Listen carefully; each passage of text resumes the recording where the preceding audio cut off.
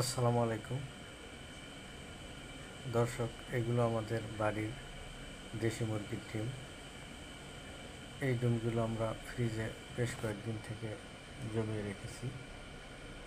এগুলো আমরা খাবো না, এগুলো থেকে বাচ্চা ফোটাবো।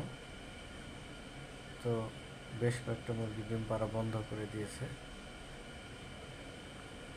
এগুলোর নিচে এখন এই ডিমগুলো আমরা দেবো, এই জন্য ফ্রিজ থেকে বের করে স্বাভাবিক তাপমাত্রা করার জন্য রেখে দেওয়া হয়েছে।